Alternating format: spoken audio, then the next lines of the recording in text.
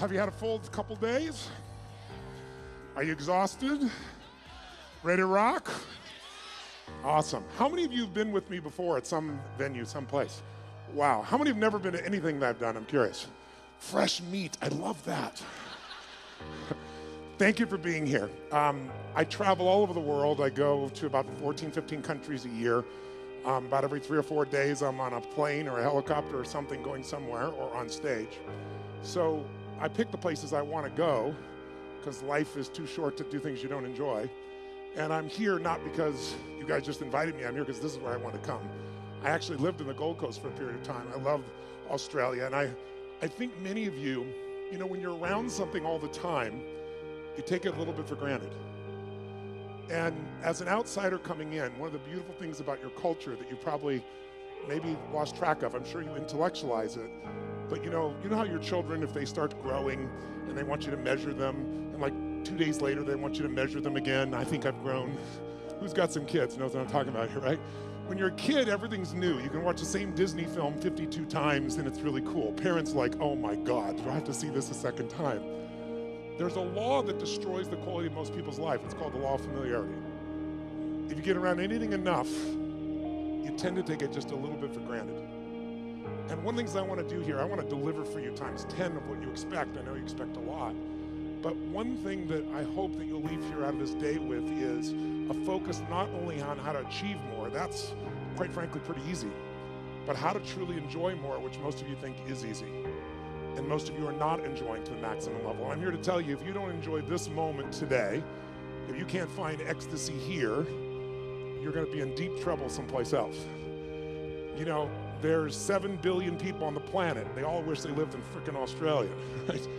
You guys just don't realize what it's really like. I mean, it's the most livable city in the world. You guys are sports fanatics. You got an energy that's completely different than anywhere else. Is it true? You guys are more oriented towards betting than any place on earth. Every Australian I know wants to bet me about something. I don't know what the deal is. I betcha. I saw a statistic the other day that you have 20% of the poker machines in the world, even though you're 0.3% of the world population. What is this about? But what you have that's most beautiful to me, and the reason I'm glad to be here, and I thank you for inviting me, is mateship. You have a culture that many of you don't really realize how great it is because you're like a fish in water. And this idea that we're all mates at some level that you guys take a little bit for granted is something I don't. And I think it's just incredibly beautiful. And I hope today, by the time we're done, you're not just inspired and you don't just have some great strategies to be more effective and to achieve what you want. But my real goal today is for your life to change in this day. Now, I can't do it by myself. I can deliver and I can step up and do all the work in calisthenics and then I get the muscle. But if you'll play with me full out today, I have some simple distinctions that are not rocket science. Did you ever notice that common sense is not too common? It's like, to me, I like to take things that are so complex and make them simple because I found that complexity is the enemy of execution. The more complex you try to make something, the harder it is to get yourself to execute. How many of you in this room came here because you have a business and you want to grow it? I'm curious. How many came for that reason? Wonderful. How many of you came here, you don't own a business, but you'd like to start one? I'm curious. Who's in that mode? Okay. How many of you came here because you want to just improve your life? It had nothing to do with business, something you want to change. All right, a little test so I get a sense of what to deliver for you. Or how many of you came here because you want to, let's say, transform the economic side of your life? You want to grow your financial side massively, okay? How many came because you want to change a relationship? You want to enhance it, you want to bring more passion to it, or you want to create one? How many are in that mode? I'm curious. Awesome. How many came here because there's something you just want to change? You're tired of it, you want to make a shift in some aspect of your life? You guys are raising your hand for everything, you greedy bastards, you. What the hell? All this and you give me a little 3 hours? What the hell is this? Well, let me just tell you, I think we can find a way to touch all these things. My biggest challenge is that the shortest seminar I normally do is 50 hours, 50, not exaggerated, in a weekend. And the reason is I'm not into pump up. I'm not into just enthusiasm. I do believe in energy, and we're going to create that here if you're up for it, because without energy, you're not going to follow through on anything. You can attend everything you've heard here, and I'm sure you've learned some great speakers, but the vast majority of people will never apply it. That's why I'm here. Because knowledge is not power. Knowledge is potential power. Knowledge is trumped every day by execution. And if you really want to change your life, you can't let the learning you have here lead to knowledge or become an idiot. You got to let your learning lead to action, and then you can become wealthy financially, mentally, emotionally, spiritually, and everything else. So that's going to be my focus with you here. And part of why I'm able to talk about this is because this is my 39th year doing this. I started when I was 3, obviously. And I mean, 39 years, it blows my mind, in 100 countries. And when you're around people in 100 countries and you're seeing this much diversity, at this point in my life, nothing surprises me because every culture is different in the world, all the countries I work in, but we all have the same human needs. And so I hope I don't make any faux pas. I've been coming here for 25 years, so I think I probably won't make too many of them while I'm here. But I hope you know they won't be out of disrespect. But I really give a damn more than culture. I care more about the individual. I care about what you can do with your life and why you came here. For you to be the kind of person that parted with 2 days of your life and came here and invested in yourself, that makes you one of the few who do versus the many who talk. But if that few that do is going to grow into real success at the level you desire and deserve, the next level, whatever that next level is for you, I'm sure many of you are already very successful, but you came because you want more. How many came because you want more of something here? Say I.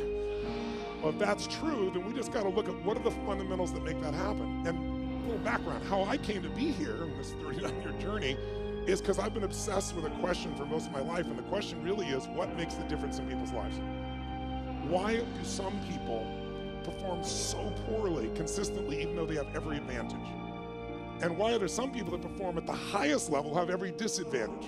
And why are there some people that achieve everything they dreamed of and they're miserable? How many know somebody that has every reason to be grateful for their life and they're not? They're frustrated, they're pissed off, they're worried. How many know somebody like this? Say I. It's chronic. It's chronic in the world. And to me, that's failure. If you succeed and you're not fulfilled, that's failure. Because when you're not fulfilled, you've got nothing to really give anybody else. The problem is when you are learning in the way we've traditionally learned, it was preparing you for a different world than the one we're in. You were supposed to sit passively. But you report to your position when the bell rings, and then what do? Talk to your neighbor, initiate, make shit happen? No, what are you supposed to do? Sit down and what, guys? What are you supposed to do? Shut up. Don't talk to you. Today, if you're in business, you don't talk to your neighbor, you're out of business. Who's with me here? Say I. If you wait for someone to tell you what to do in business, it's over. Your competition has taken you. So we live in a different world, and here's the problem. You're still learning the way you were taught to learn. So right now, you're all being very nice to me. I have no complaint. You're being very sweet, but you're sitting in a passive state. And let me explain why that's difficult. Who's ever done this? How many of you have ever gone to an environment where you learned something? Could be a university environment, could have been a business environment, could have been a seminar, and you learned something you truly thought was extremely useful. It wasn't somebody selling you. You're like, this is good stuff. This will change my business. This will change my life. And you were excited about it. And then you went home and you never actually applied a frickin' thing that you learned. Who's ever done this before? Raise your hand and shout, I. Who's done this more than once? Say, I. Who still feels intelligent? Say, I. You're confused.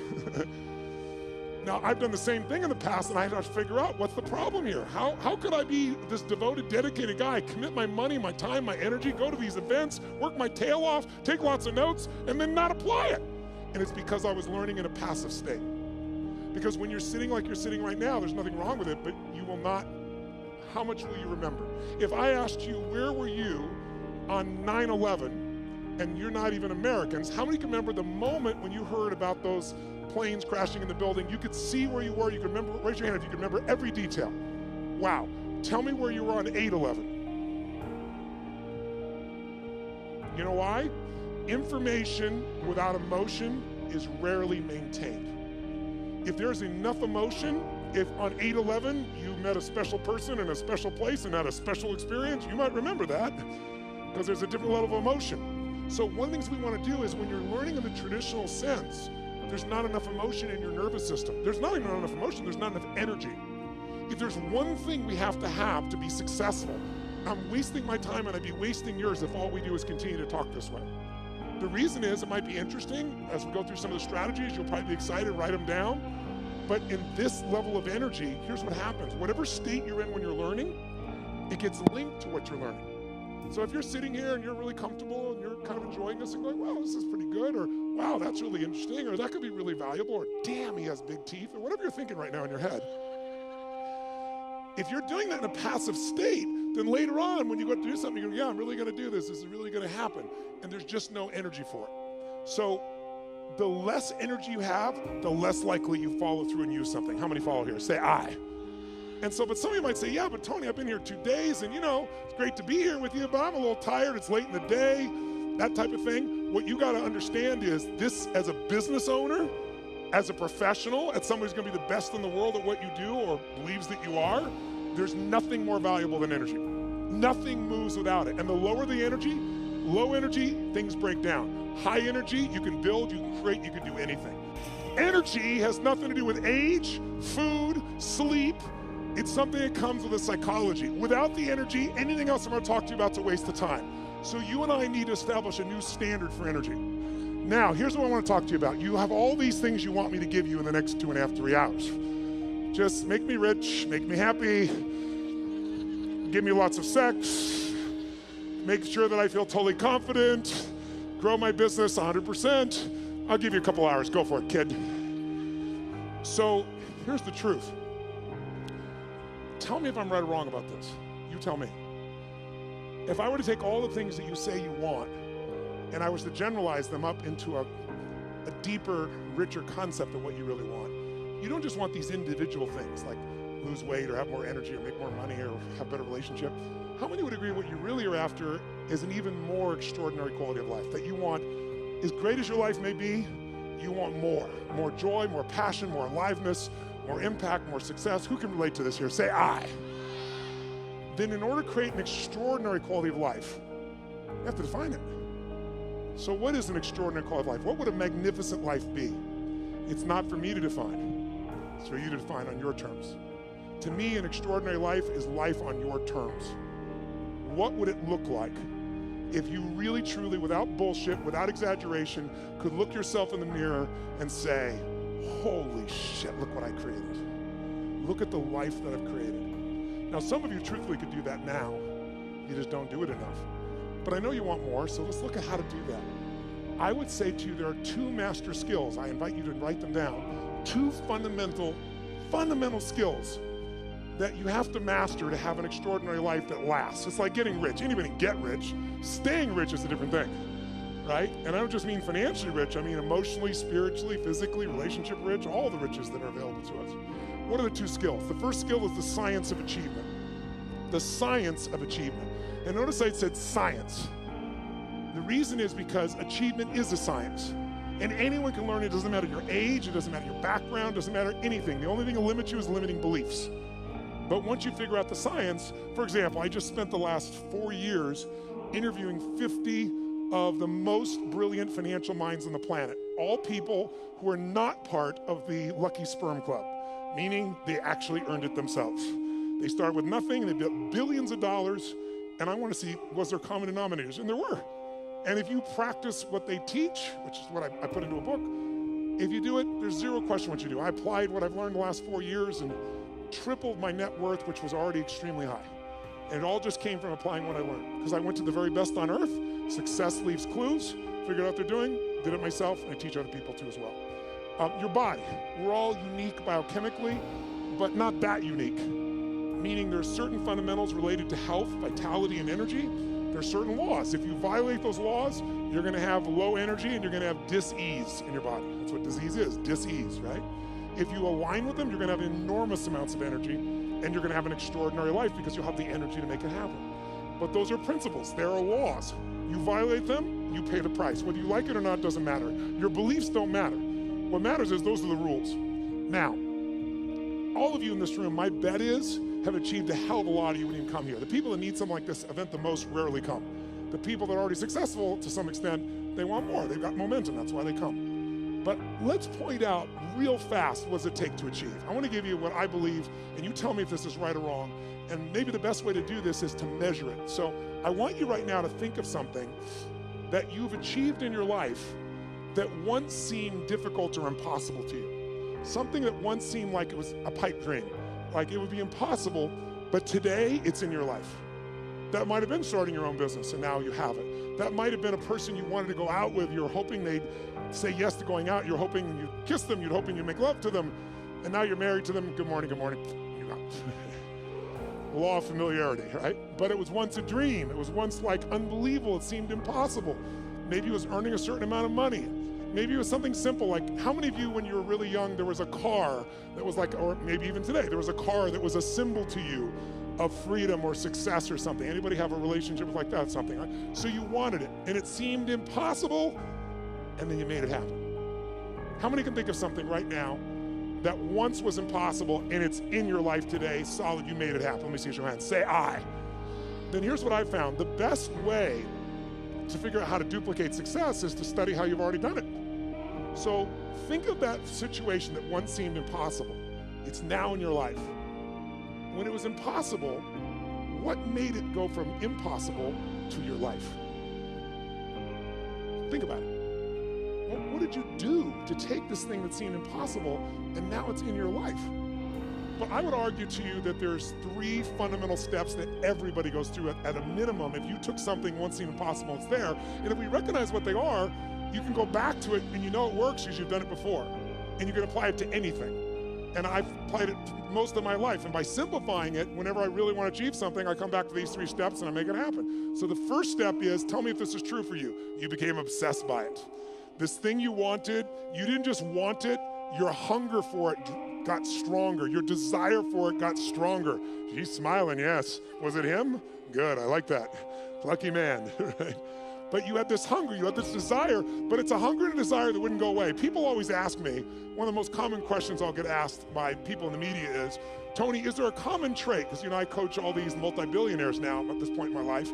So I've got guys that have now become, I've coached them, but they're now my friends. So people, like to give you an idea, Mark Benioff, who started Salesforce.com from 0, and they're going to do this year $8 billion. And he did it right out of one of my seminars. Came up and told me, you convinced me, I'm leaving my company, I'm going to start this business, I'm going to apply the principles you taught. He said, it's called Salesforce.com, I'm leaving Oracle, we're going to do $100 million. He thought that was big, now they're doing $8 billion. But I'm coaching these people. Or to give you an idea, Sir Richard Branson. Richard's a good friend of mine, 400 companies he has. He's just, and you say, what do these people have in common? A Steve Forbes, what do they all have in common? What they have in common is hunger.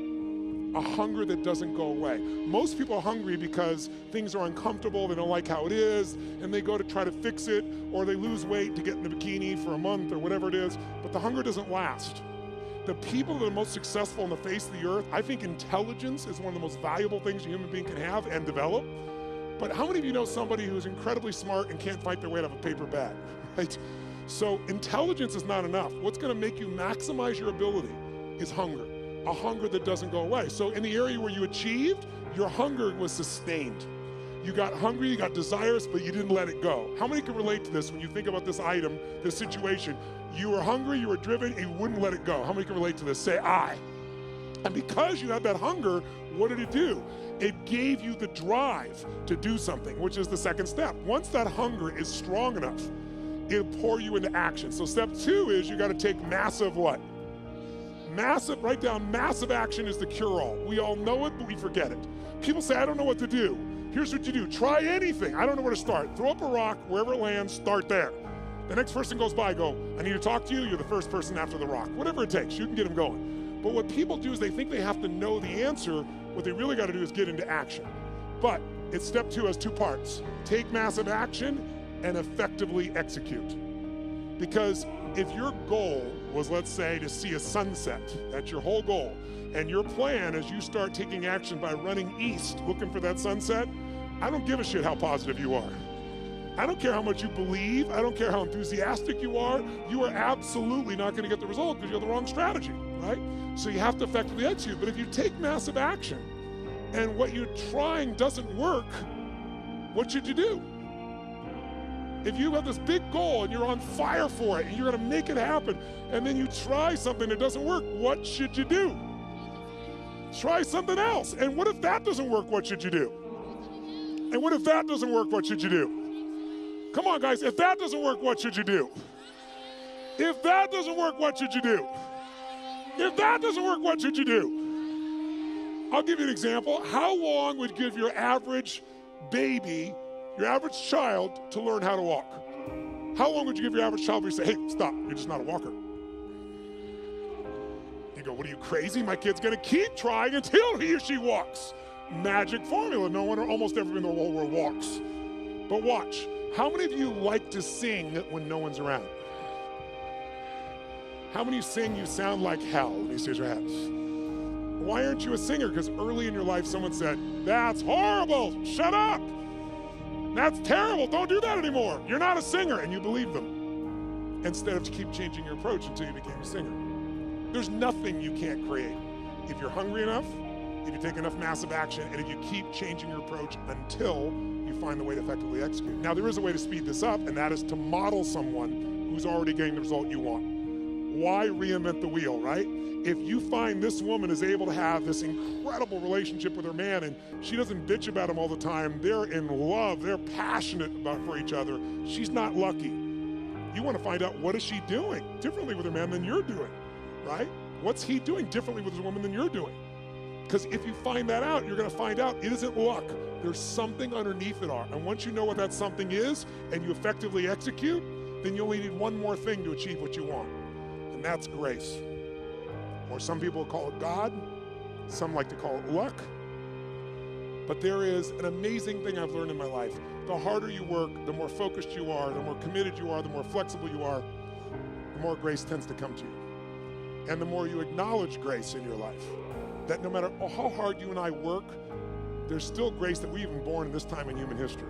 I mean, there wasn't a better time in your life or any lifetime to be an entrepreneur than there is today. There's more resources available at your fingertips, it's in your pocket for God's sakes, than ever existed in the history of the world. And it's gonna change every aspect of your life, and you wanna be ready to take advantage of that. But it's really hard to take advantage of things when you're busy not noticing all the grace that already exists. I found when you acknowledge it's there. Who can align with this? Who's ever felt that sense of guidance or grace in your life? Pretty beautiful. So to achieve, that's really all it takes. How many of you did these 3 steps? How many of you became obsessed about this thing you wanted and wouldn't let it go, and your energy built and your desire built, and then you took massive action, and you didn't know what the hell you're doing, but you've maybe changed enough times till you figured it out, and some grace came to you and it worked it out. Who's done this before? Say I.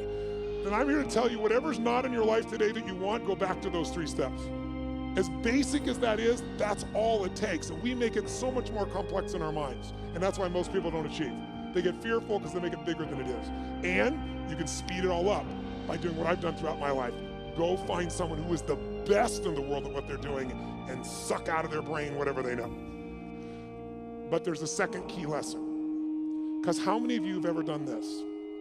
How many of you have ever achieved a goal that you worked your tail off to get to, and then you achieved the goal and your brain said, is this all there is? Who's had this experience before? Say I.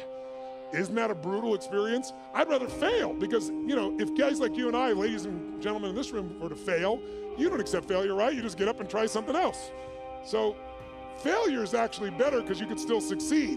When you succeed and you're not happy, now you're what I call technically screwed. That's demoralizing because you worked your guts out and you achieved and you're still not fulfilled. So the second lesson I believe is even more important. And this lesson, if you can take it home tonight, I'm telling you will change your life more than anything else I know. And I know it from 39 years of working with people, including myself. The second lesson is you must master the art of fulfillment. The art of fulfillment. And that sounds so basic, doesn't it? The art of fulfillment. But notice I didn't say the science of fulfillment. Why? It's not a science. You know why? Because what's going to fulfill you, my dear, you and you, even if you're dear friends or family, is not the same. Fulfillment's an art. If you want to know what fulfills people, look around this earth. You got to find what it is that will light you up. Because otherwise you achieve and you're not fulfilled. As I said earlier, success without fulfillment is the ultimate failure. You think that if you achieve, you're going to be happy. And I'm here to tell you, you got to happily achieve. And that sounds just like changing one word, but it's a different life. And in order to do that, you have to decide that fulfillment is even more important than achievement. And by the way, you don't have to choose. When you're really fulfilled, you tend to achieve more. But if you're going to be fulfilled by something in the future, and you can't find ecstasy in this moment, you won't find it in the future. More money, more accolades, more acknowledgement, more love, more alcohol, more sex, more whatever it is, it's not going to give you more ecstasy in the future if you can't find that ecstasy now. It's the most important decision of your life you could make today, and it could be worth the entire 2 days times 1,000. The most important decision that I'm offering you to think about making today, the most important decision in your life, what would it be? Some would say, who you're gonna marry. And I wouldn't disagree with that. That's probably one of the most important things in your life. Who you're gonna spend time with is who you become. And if you pick the wrong person, life is a bitch. Or you marry him or her, right? And if it's the right person, life can be magnificent. But as important as that is, and I've made the wrong choice initially and the right choice for the last 17 years, my wife's been the greatest gift of my life. I thank God for every day. But I'm telling you, even more important than that decision. Because your husband or wife or your boyfriend or girlfriend could go away. They could die. They could get cancer. They could leave you. They could divorce you. You're not in control. We all have the illusion of control. We have influence, not control. Not when it comes to other human beings. The only thing we control is what we think about, what we focus on, what we feel, and what we experience. The most important decision of your life is deciding you will be happy no matter what. Because unless you do that, you won't be. And I can tell you, achievement is common. Happiness that is sustained is not. If you want to be an achiever, here should be your new goal: to achieve the highest level of daily happiness that any human has ever experienced. Because if you do that, you'll be the ultimate achiever. You'll dwarf everyone else, and you'll achieve as well. So I'd like, in the short time I got left, to do two things with you. I'd like to give you some tools, more tools, for changing your states. You live in a beautiful state. How many like to do that? Say aye. I know many of you, about 35 or 40% of you, came here primarily with the idea of business and business opportunities. So why am I talking about these items? How many of you, your business is like an extension of your identity? Let me see a show of hands. Or it's like your child. How many can relate to that, right? And how many of you have some children that need some correction?